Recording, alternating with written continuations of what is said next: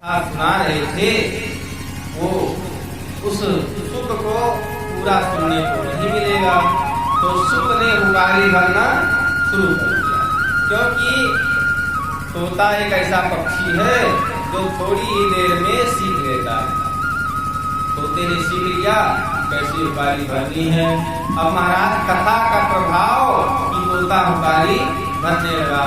शंकर जी कथा सुनाए, पूरी कथा हो गई। अब शंकर जी ने बोला श्री राधे कृष्ण भगवान की जय। और जब जयकारा हुआ तब पार्वती मैया की नींद खुल गई। मैया ने कहा प्रभु यहाँ से आगे क्या होगा। भगवान ने कहा यहाँ से आगे कथा तो पूरी हो गई। अब महाराज तो शंकर जी ने कहा कथा पूरी हो गई और आप सो गई थी तो सुना किसने। ध्यान लगाया तो देखा पीछे एक तोते का बच्चा था। शंकर जी को क्रोध लगा कि तूने चोरी से मेरी कथा सुनी, अब मैं तुझे छोड़ूंगा नहीं। लेकिन जो भगवान की कथा सुन ले उसे फिर कौन क्षति पहुंचा सकता है। महाराज अब तो सुखदेव जी महाराज वहां से उठ के चल दिए। उसी समय क्या हुआ, बद्री विशाल में श्री व्यास जी की पत्नी ऋतुमती थी और स्नान करके बैठी थी, जमारी ले रही थी। तभी तक वह सूर आया और उनके मुख में अंदर चला। अब सोचने वाली बात है, लोग कहेंगे भैया कि मुख से कहीं कोई अंदर जा सकता है। तो ये जो है भगवान की लीला है, ये मनुष्य का मुख नहीं है महाराज। भगवान को लीला करनी थी तो भगवान ने लीला कर दिया। या संसार है जो दिखता है वो होता नहीं है। क्यों? क्योंकि बचपन में हमने देखा था कि एक मदारी आया था और उसने एक कपड़ा लिया था, बच्चे को उठाया और कुछ किया तो कपड़ा गायब हो गया, कबूतर हो गया।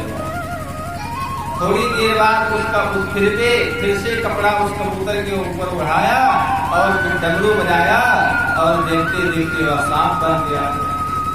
महाराज उसने बहुत अजीबोगरीब खेल दिखाया और उसके बाद हुआ क्या, कटोरा उठाया और मांगने लगा भैया 2 रुपया दे दो, भैया 2 रुपया दे दो, बच्चा 2 रुपया दे दो। जबकि वहाँ मदारी ने गड्डी का गड्डी नोट बना के दिखा दिया था। लेकिन जिसके अंदर इतनी सारी क्षमता है कि बच्चे को कबूतर बना सकता है, सांप बना सकता है, वो पैसा क्यों मांग रहा 2 रुपये। तो महाराज मदारी से पूछा गया तो उसने कहा भैया जो मैंने दिखाया ये सब झूठ। बोली राधे राधे। अब इस प्रकार तो कहते हैं कि जो दिखता है हमको वो जरूरी नहीं है कि वो सही है। ये संसार ही माया है। आजकल धूप का गर्मी का मौसम है, आप रोड पर जाइए तो जो पक्की रोड है उस पे जब चलेंगे तो दूर दिखेगा, लगेगा पानी भरा हुआ है रोड पर। जब पास जाएंगे तो पानी कहीं नहीं रहेगा। तो जो दिखता है संसार में जरूरी नहीं है कि हो संसार है। ये ऐसी ही चीज है जो हम व्यक्तियों को दिखता है लेकिन होता नहीं है। तो भगवान की माया थी। जिस प्रकार भगवान ने अपने मुख में सारा ब्रह्मांड का दर्शन करा दिया। मैया के कहने पर कि मिट्टी खाए हो मुख खोलो, तो भगवान मुख खोले और भगवान के मुख के अंदर सारा ब्रह्मांड का दर्शन हो गया। भैया हम भी मुख खोल रहे यार, कुछ दिख रहा है नहीं दिख रहा ना। तो हम संसारी हैं, तुच्छ प्राणी हैं, हमारे मुख में कुछ नहीं दिखेगा। लेकिन भगवान की लीला, भगवान के मुख में सारा कुछ दिखेगा। तो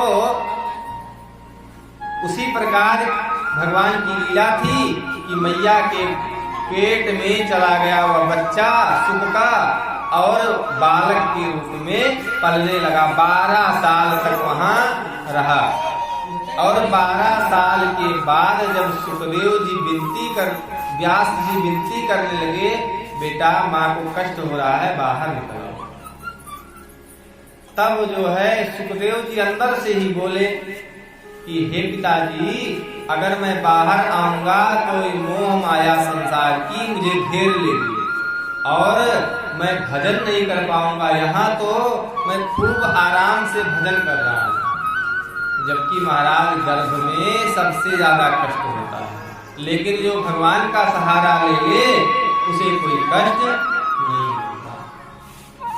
अच्छा, भगवान कहाँ मिलेंगे इसकी कोई गारंटी है? कोई भगवान का एक एड्रेस है जहाँ भगवान मिले? आज मैं एक एड्रेस बताता हूँ, वहाँ भगवान मिलते। माता का गर्भ, माँ के पेट में भगवान मिलते हैं। कैसे? प्रमाण है। अच्छा, ये बताइए, हम तो माँ के पेट से आए हैं, या कोई ऐसा भी है जो माँ के पेट से ना आया हो? सब लोग आए हैं ना। अब माँ के पेट में कौन बनाया हम लोगों को? ये नाक, कान, हाथ, मुंह कौन लगाया? कहते हैं जो है उसको बनाने वाला भी कोई होगा, क्योंकि जो संसार में दिख रहा है कोई न कोई उसका कर्ता धर्ता है। तो हमको किसने बनाया? माँ तो कुछ कर नहीं रही थी, खा रही थी, पी रही थी, सो रही थी, लेकिन भगवान आकर के हमारे माँ के गर्भ में और बड़े प्रेम पूर्वक जो जहाँ बनना चाहिए वहाँ बना देते। मान लो कहीं नाक इधर हो जाती, आँख कहीं पीछे हो जाती, उल्टा पलटा हो जाता, तो कहीं हम लोग जैसे सुंदर दिख रहे ऐसे सुंदर दिखते नहीं दिखते।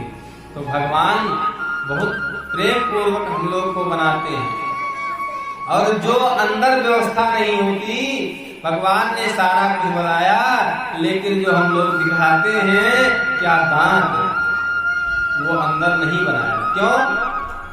क्योंकि भगवान सोचते हैं कि बेटा अगर दांत अंदर बना दिए और कहीं निकलते समय मुंह दब गया, जीभ बीच में आई तो दांत से जीभ कट जाएगी, तो कोई रिस्क लेने की जरूरत नहीं है, हम इसको तुम्हारे घर होम डिलीवरी करा देंगे। बोली राधे राधे। अब महाराज, भगवान जब बालक आता है तो दूध की व्यवस्था करते हैं, उसके बाद दांत उसे देते हैं, दांत जम जाता है तो खाने की व्यवस्था करते हैं। तो भगवान का एक एड्रेस है।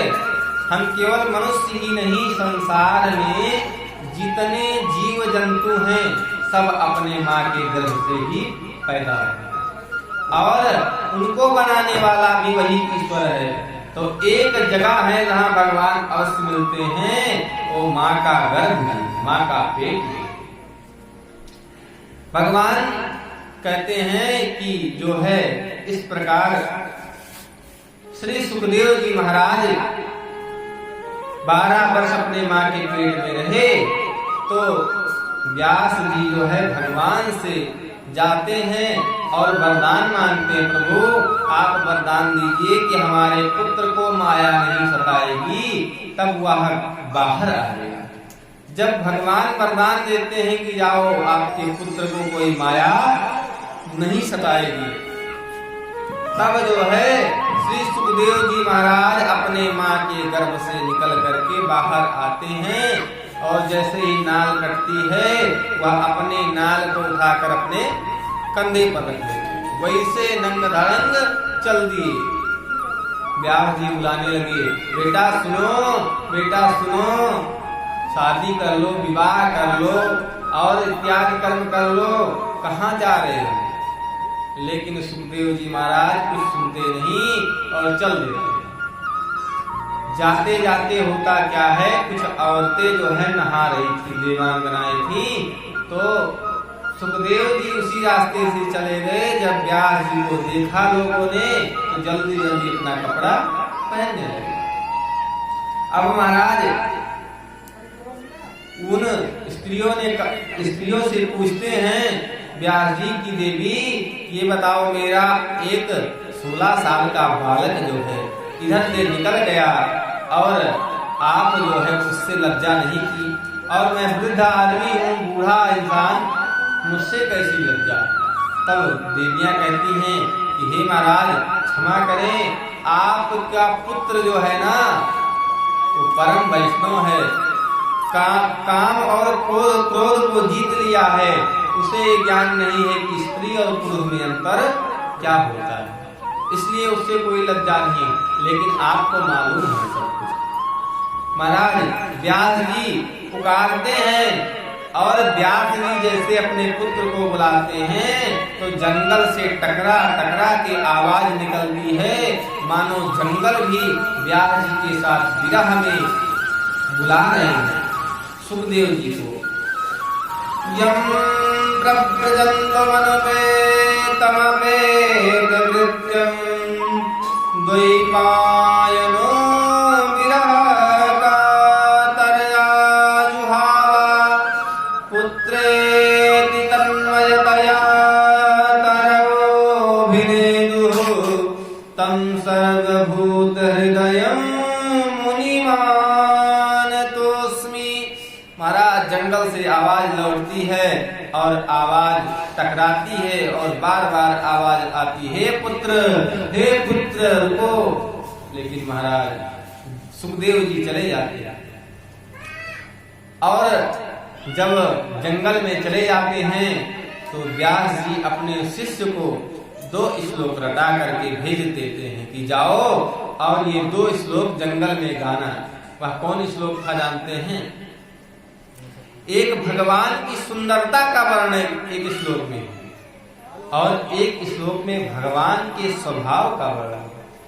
कोई व्यक्ति सुंदर हो तो जरूरी थोड़ी ना है कि वह सुंदर है तो उसका स्वभाव भी सुंदर हो। जिस प्रकार सोने के घड़े में विष भरा हुआ हो तो वो सोने का कलश तो सुंदर है, लेकिन उसके अंदर जो चीज है वो सुंदर है, इसकी क्या गारंटी है?